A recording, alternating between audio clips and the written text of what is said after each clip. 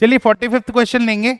45th question आखिरी question है अपना नीट यूजी 2026 री एग्जामिनेशन का। देखते कैसा है। An ideal gas is made up of polyatomic molecule, polyatomic not specified है।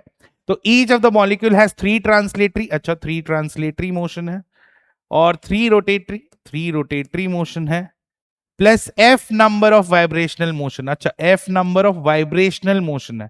अब वाइब्रेशनल मोशन अगर एफ नंबर ऑफ है तो वाइब्रेशनल दो टाइप के होंगे, एक काइनेटिक होगा और एक पोटेंशियल होगा। ठीक है। If the ratio of the heat capacity CP upon CV, CP upon CV atomicity gamma के बराबर होती है। हाँ गामा, गामा की वैल्यू दे रखी है, it is 8/7। Then the value of F is, first question first option है 4। देखते हैं, ये बात तो रहेगी हमारी केटीजी की, काइनेटिक थियरी ऑफ गैसेस का क्वेश्चन है, डिग्री ऑफ फ्रीडम से है और बहुत आसान है। डिग्री ऑफ फ्रीडम अगर हम पॉलीएटॉमिक गैस के लिए समझे तो आपकी बुक में एटॉमिसिटी का फॉर्मूला भी एनसीईआरटी के अंदर गिवन है। So it is over here. देख लेते हैं फॉर्मूला कहाँ है और आप इसको इजीली कनेक्ट कर सकते हो कि कौन सा फॉर्मूला यहाँ पर यूज में आएगा। So part 2, so it is 12th, right? Let's go to 11th, है ना? Physics part 2. So we need KTG.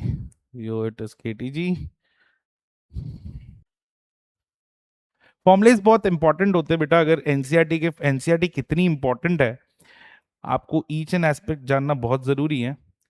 तो ये रहा पॉलीएटॉमिक गैस, आप यहाँ पर ध्यान दे सकते हैं। मैं इस पेज को ले भी लेता हूँ। In general a polyatomic molecule has 3 translatory, 3 rotatory, degree of and a certain number of vibration according to the law of equipartition it is equal, है ना। सो ऑलरेडी एनसीईआरटी में मेंशन्ड है कि गामा जो है वो 4+f/3+f है। इसी कंसेप्ट का हम यहाँ पर यूज कर लेंगे और अपने क्वेश्चन को बड़ी आसानी से कर लेंगे। मैं इसको अलग तरीके से भी कर सकता था, बट क्योंकि फॉर्मूला एनसीईआरटी में गिवन है तो आपको ज्यादा इसमें दिमाग लगाने की जरूरत नहीं है। तो बात कुछ ऐसी है बेटा कि अगर आप यहां से करेंगे तो गामा आपको 8/7 गिवन है और अभी आपने देखा यहां पर क्या था फॉर्मूला, f+4/f+3। ठीक है, इसके बराबर रख देंगे और f की वैल्यू वो पूछ रहा है, आप डायरेक्टली सॉल्व कर सकते हो। तो यहां से आप मल्टीप्लाई करेंगे तो 8f+24 is equal to 7f+28। 7f इधर माइनस होगा तो इट विल बी f, ये उधर चला जाएगा तो 28 - 24 इज 4। तो इस तरीके से जो ऑप्शन 1 है that will be correct option. क्योंकि ये एनसीईआरटी में बेटा इस क्वेश्चन के अंदर फॉर्मूला जो है वो हम यहाँ आपको मैंने बता ही दिया, यहाँ से उठाया है। तो मेरे हिसाब से ये क्वेश्चन जो है वो सीधा आपके इजी में ही आएगा।